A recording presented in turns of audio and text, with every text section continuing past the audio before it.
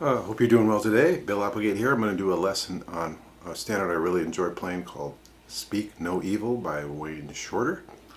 It's going to be a pretty straightforward lesson. First I'm going to give you some ideas for comping. Then I'm going to look at my approach for the head. In the A section I do kind of a little bit of a chord solo type of thing, and then not really an in-depth chord solo, and then bridge I just play it pretty straight. And then I'll give you some ideas for soloing. Okay, so let's go ahead and get started with the comping.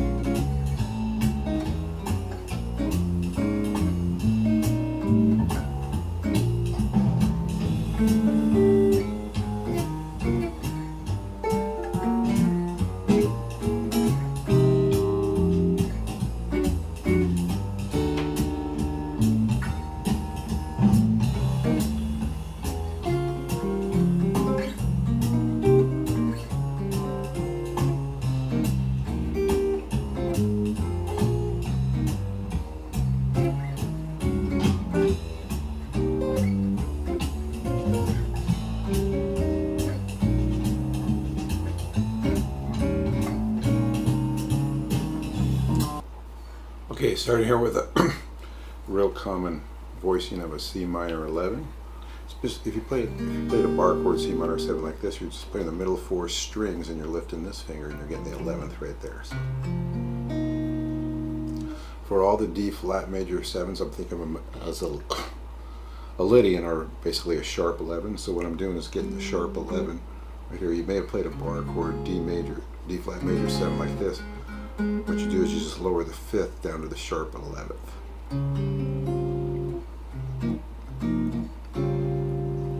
Then to give it kind of a motion, up and down kind of motion there, I go up to the C minor 7, but I put an F here in the bass, which of course is the 11th again. So it's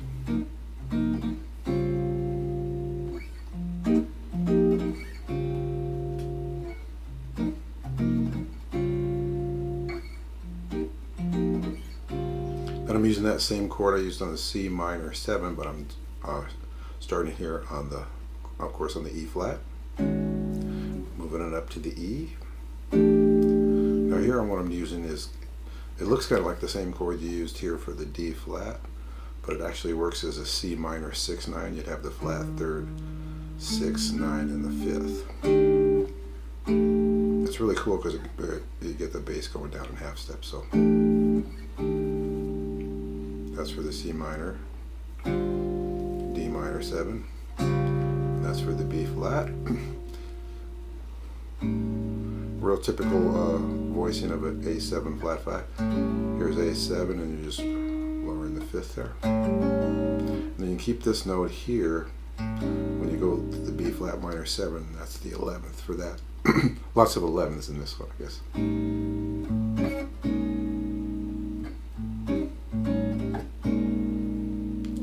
To play through the whole first A section.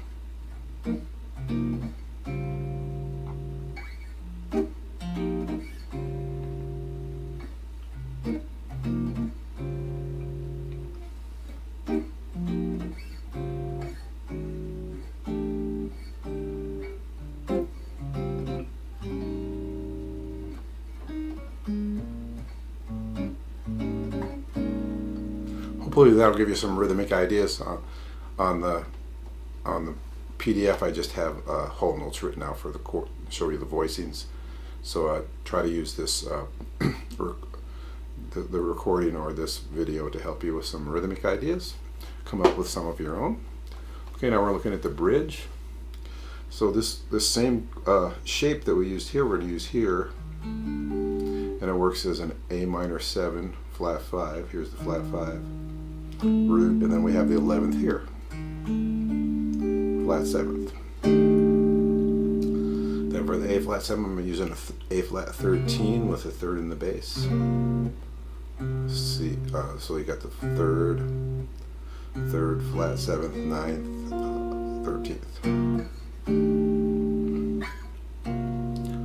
Real typical voicing of a G minor 9, root, flat 3rd, flat 7th, 9th. Now you keep the first finger where it is, go down to a G flat 9. Okay, then F minor 9. Now this is looks like an E9, but it actually works as the B7 with the altered notes, because you have the flat 5th, flat 7th, 3rd, and then the raised 5th. And then for the D flat, D over E flat. Here's the E flat. Just, you can probably played a D chord like this before, just put the E flat here. In some ways you can think of it as almost like a polychord with an E flat, with a D chord and an E flat chord. So you can go ahead and use this note if you want.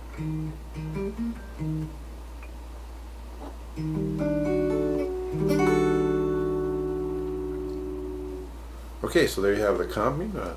Finish up with another A section. Let's go ahead and look at the head.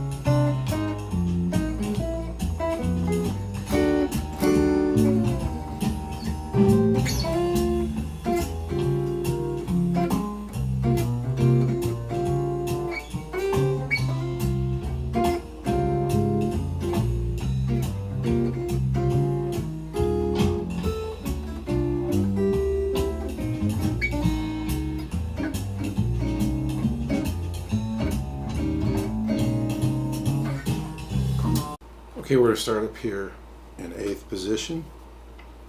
I'm going to play the here the G on the 2nd string, going up to the 1st string, both on 8th fret there, and then down in octaves. Now when I wrote it, I just wrote the chords like this. But actually what I do is I just play that melody note first by itself, that F. I think that makes the melody come out nice and clear. Then I add the chords after that. Really try to connect this C note to this F. And I'm just using like it's a C minor 11, but it's just you might think of it as a C7 sus, but it's really still minor, so root, 5th, flat 7th, and the 11th there. And then I'm still using that same voicing I used in the comping, that D major 7 with the sharp 11.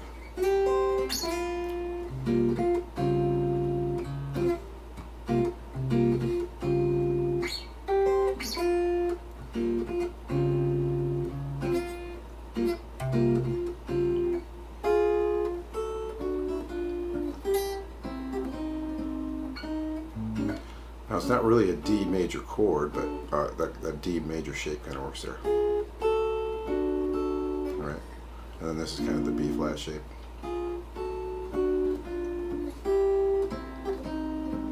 The upper voicings of those chords make up those triads.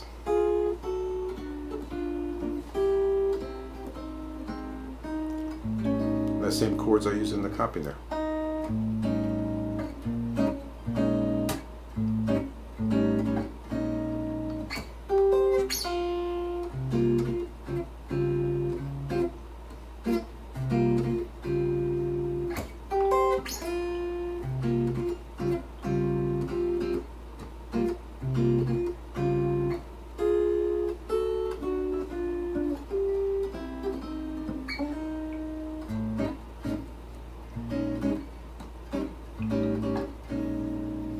Okay, the bridge I just play straight, just straight melody notes. Starting here in third position. Then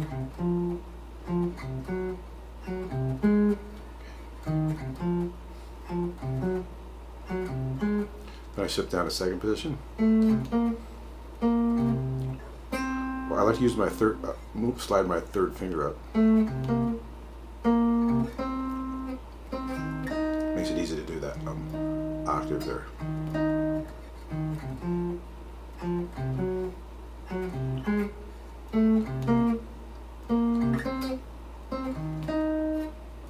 Staying here in third position. And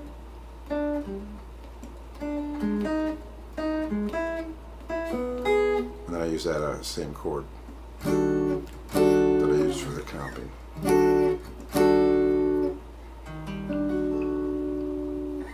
Let me play that bridge one more time.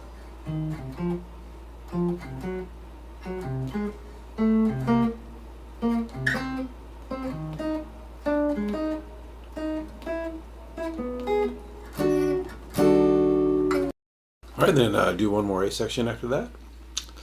And there you have it there. At the head, let's go ahead and look at the solo.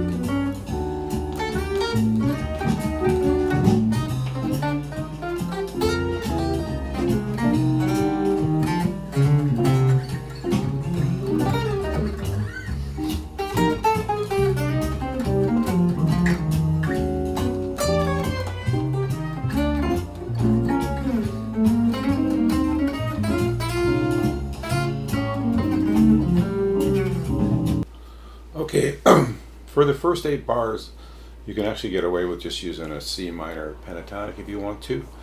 I noticed that on the recording, Wayne Shorter does do a lot of that. Also, you can kind of think of it as a C, if you're really into scales, especially a C Phrygian to a D flat Lydian. Basically an A flat scale. Both those are part of the modes of an A flat. So make sure when you do that though that you do kind of target chord tones. Okay, so starting here on the C minor 7, just doing the 3rd to the root. You can think of this as a sharp 11 to the 5th, 7, 9, another sharp 11, 13, 5, okay? It's almost an A flat major 9 arpeggio kind of used over the D flat major 7 sharp 11. So it's kind of this shape, right? So here I'm going from the 5th up to the flat 7th, chromatically. Back to the 5th, 3, 3, and that 3 is also the 9th of the D flat major 7, 7, 5, 6, sharp 11. Here I'm using a little bit of chromaticism, I guess. Okay, starting here on the 11th up to the 5th, and the flat 7th up to the root. Back to 3, 1, 1. Okay. So this is the 13th, sharp 11th, 2, 3, okay, of the D flat. So kind of the flat 5th into the 5th.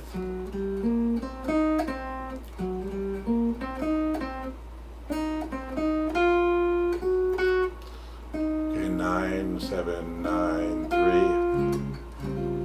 Then I'm doing the flat 3rd of the E flat, right? Okay, now here I'm mostly using chord tones, arpeggio type of things. You want to be careful that it doesn't sound something like this.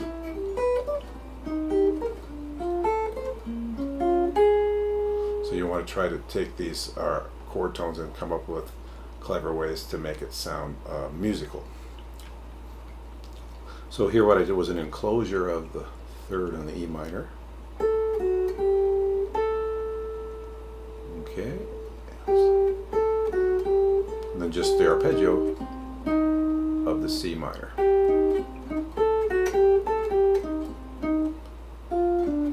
Here I'm doing the flat 3rd root, 9th, flat 3rd. And then just 3, 1, 3 on the B flat.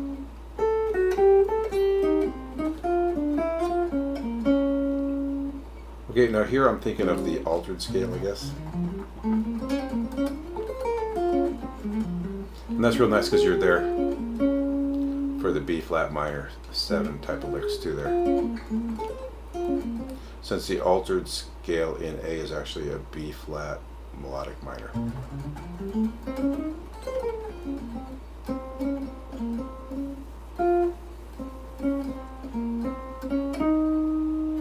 Okay, so that's just your altered scale. And just an arpeggio on the B flat. And another altered scale type lick here on the A again. And then just 3, 1 on the B flat. Okay, let's move on to the bridge.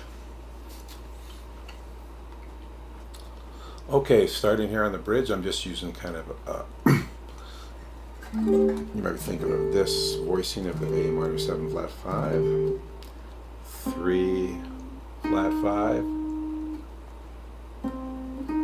4, 3. Now on all these, on On this dominant chord, at least, I'm thinking of the Lydian dominant.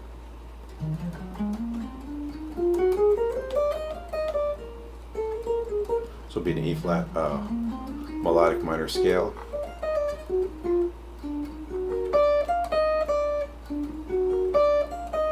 Really fits that chord perfectly.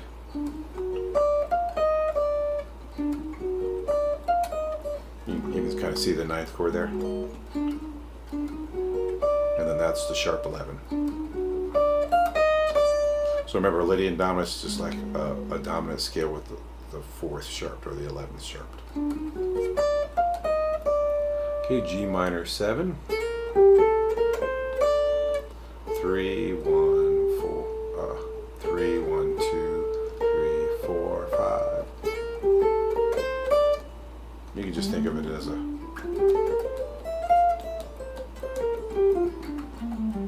G door if you want. Then the same kind of ideas I used on the A flat, a step lower, be a D flat melodic minor, which is a G flat Lydian dominant.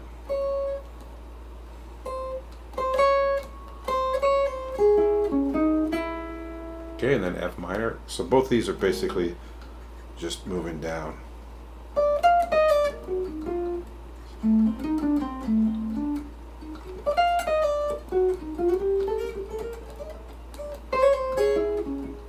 So then the F minor is basically an F Dorian.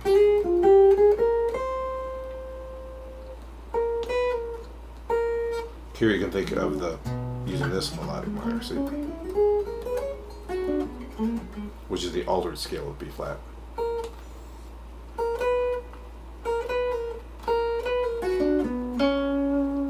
So I hope I didn't make that too complicated. After you play this chord, then you're going to play the Lydian dominant. Then go down to the G minor, and just basically a Dorian, and then you're going to go a half step lower and do the Lydian dominant on that scale. So you're basically using these three different melodic minors. Same shape though.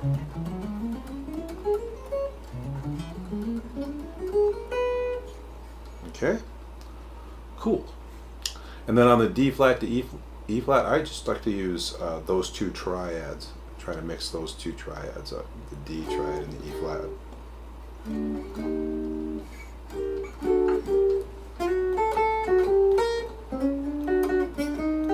So it's basically okay, and then we're back to the A section again. Okay, it seems a little complicated, but I think if you start messing with it, you'll find some great solutions, and it's really fun to play over once you kind of get the feel for it. All right, there you have it, a little lesson on Speak No Evil. It can seem a little daunting at first, but once you get into it, it's not too bad. So be patient, and you'll do just fine. Remember, if you want the PDF and the backing tracks, you can go to my website, BillApplegateGuitarist.com. I also did a full performance of this for the lesson, which I will put up in the corner here, so you can use that. You go to that too and watch that if you like to. All right, so I hope this was useful, and you guys have a great day.